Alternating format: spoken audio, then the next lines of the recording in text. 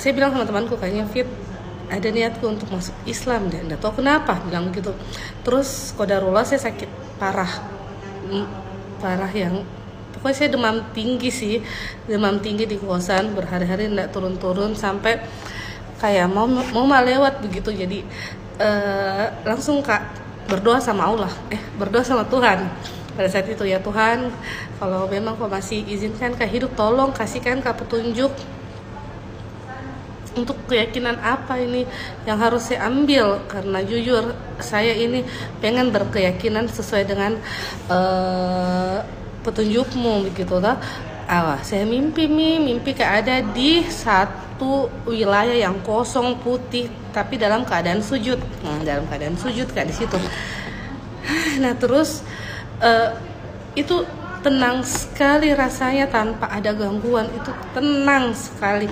La ilaha illallah Muhammadun Rasulullah alaihi salatullah wa alihi wal ahibba. Dari hati ke hati saya bilang, Ibu minta maaf Kak sebelumnya, kayaknya hatiku ini mau Kak masuk Islam, nggak tahu Kak kenapa, tapi karena kayak yakin toh sisi terberatnya adalah karena di situ ibuku histeris, dia menangis, terus dia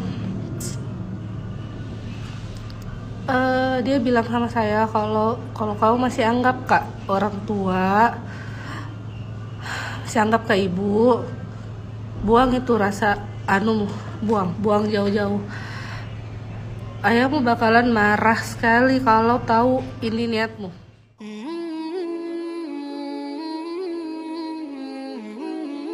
Inilah kisah haru mualaf dokter cantik bernama Wiwi Saraswati yang berawal dari mimpi. Ini membuktikan hidayah Islam dari Allah Subhanahu wa Ta'ala bisa datang kepada siapa saja dan dari mana saja. Syaratnya harus ada kemauan serta kesungguhan hati terdalam tanpa paksaan. Di saat saya sedang sakit demam tinggi, panasnya tidak turun-turun, saya bermimpi sebanyak 2 kali. Jelas Dr. Wiwi Saraswati di video akun TikToknya @wiwisaraswati. Wanita yang bekerja sebagai dokter kecantikan ini mendapat hidayah Islam ketika bermimpi sebanyak 2 kali.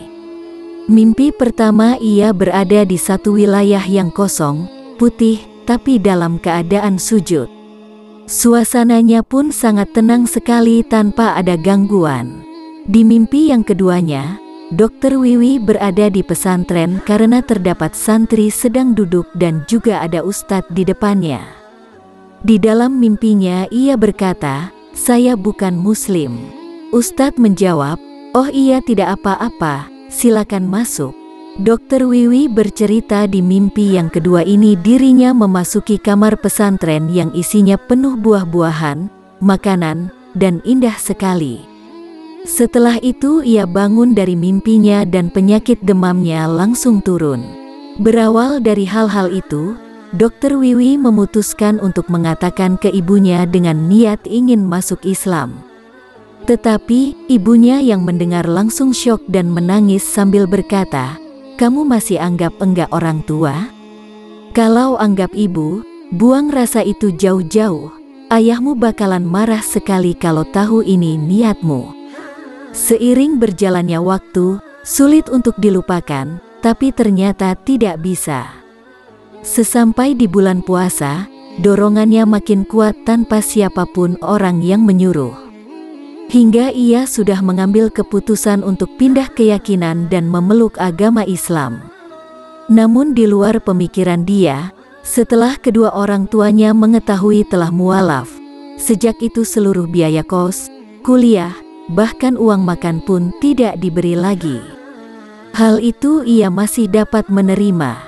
Tapi yang paling menorehkan hatinya adalah dengan tidak diakuinya lagi sebagai seorang anak dari kedua orang tuanya dan merasa terbuang. Kemudian dari situ ia coba memulai usaha memproduksi kosmetik sendiri. Alhamdulillah sudah diakui oleh Balai POM dan produk kosmetik yang dibuat telah memenuhi standar kesehatan. Dari hasil produksi tersebut, Respons masyarakat Kota Makassar sangat antusias dan menyukai produk kosmetik buatannya. Dr. Wiwi Saraswati pun berhasil membuka klinik kecantikan. Demikian kisah perjalanan mualaf dokter cantik bernama Wiwi Saraswati. Semoga ia bisa istiqomah dan menginspirasi teman-teman untuk lebih giat lagi dalam beribadah. Amin Allahumma amin. Kak, ceritain bagaimana bisa mualaf. Oke, singkat cerita, jadi dulu itu Masya Allah sekali. Saya punya sahabat, kita sama-sama merantau ke Makassar. Terus kita itu saling diskusi masalah keyakinan masing-masing tanpa menjatuhkan. Nah, ketika di Makassar, saya ikut BEM-nya Stimik Dipa Negara Makassar, bagian divisi keperempuanan. Saya ingat sekali. Nah, kita bikin diskusi panel yang tentang bagaimana masing-masing keyakinan kita menjaga perempuannya tanpa saling menjatuhkannya dan jujur. Pada saat itu saya diskusi sama ayahku keterangannya oke, saya terima di bagian di Hindu, saya tidak pernah menjelekan. Tapi ada temanku yang menjelaskan tentang Islam menjaga perempuannya, mulai dari tutup aurat sampai lain-lain. Ya Allah, itu ngena sekali di hatiku. Jadi saya berpikir, ya Allah, saya pada saat itu saya berdoa, saya bilang, saya bilang sama temanku, kayaknya Fit, ada niatku untuk masuk Islam deh, nggak tahu kenapa bilang gitu. Terus qadarullah saya sakit parah yang pokoknya saya demam tinggi di kosan berhari-hari nggak turun-turun sampai kayak mau lewat begitu. Jadi langsung Kak berdoa sama Allah, berdoa sama Tuhan pada saat itu, ya Tuhan, kalau memang kau masih izinkan Kak hidup, tolong kasihkan Kak petunjuk untuk keyakinan apa ini yang harus saya ambil, karena jujur saya ini pengen berkeyakinan sesuai dengan petunjukmu begitu lah. Saya mimpi kayak ada di satu wilayah yang kosong putih tapi dalam keadaan sujud. Dalam keadaan sujud Kak di situ. Nah, terus itu tenang sekali rasanya tanpa ada gangguan, itu tenang sekali. Nah, setelah itu saya ada di mimpiku berikutnya ada Kak di pesantren. Kenapa saya tahu itu di pesantren? Karena banyak santri lagi duduk, ada ustadz di depannya. Terus saya bilang, Ustadz, Tabe, saya ini bukan muslim. Terus dia bilang, oh iya enggak apa-apa, masuk Ki di itu kamar. Masuk Ki di kamar, di kamar itu juga kan, kamar itu sebelah kanan. Nah, terus saya masuk di itu kamar, qadarullah itu kamar penuh buah-buahan, penuh makanan, penuh, pokoknya indah sekali tuh kamar. Nah, terus setelah saya masuk dan kaget lihat itu semua, banyak orang yang ikut masuk ke situ. Jadi kok ajaibnya setelah itu saya sembuh. Bangun saya tuh demamku turun. Jadi alhamdulillah itu kan saya sudah merasa sehat, saya langsung mandi. Terus temanku sampai kaget, kenapa mandi? Tapi saya bilang, insya Allah saya bilang kayaknya saya sudah sehat sekarang. Saya hanya mau telepon ibuku. Jadi saya langsung telepon ibuku. Saya bilang dari hati ke hati, saya bilang, Ibu, minta maaf Kak sebelumnya. Kayaknya hatiku ini mau Kak masuk Islam. Nggak tahu Kak kenapa, tapi karena kayak yakin Mak. Toh sisi terberatnya adalah karena di situ ibuku histeris, dia menangis, terus dia bilang sama saya, kalau kamu masih anggap Kak orang tua, masih anggap Kak ibu, buang itu rasa buang jauh-jauh. Ayahmu bakalan marah sekali kalau tahu ini niatmu gitu. Jadi sambil menangis saya berusaha ungkapkan perasaanku sama ibuku, dan ternyata ditolak mentah-mentah sampai, kalau kau masih anggap orang tuamu, lupakan itu. Apa itu poinnya? Kamu kasih marah besar itu ayahmu gitu. Jadi saya tuh tidak pernah berkonflik sama ayahku. sampai aku kuliah. Jadi untuk ambil keputusan ini nih berat sekali, karena dua orang yang paling ku sayang pasti akan tersakiti. Jadi setelah dari telepon itu menangis Kak, sama temanku. Terus aku bilang sama mereka, saya bilang sudah Mi, sorry say, kayaknya saya buang saja perasaan itu jauh-jauh. Nggak jadi Kak, kayaknya masuk Islam dia. Nggak sanggup Kak lihat orang tuaku menangis, nggak sanggup Kak kasih kecewa orang tuaku gitu. Jadi mereka juga nggak bisa bilang apa-apa. Jadi sempat 2-3 bulan itu hening lah tentang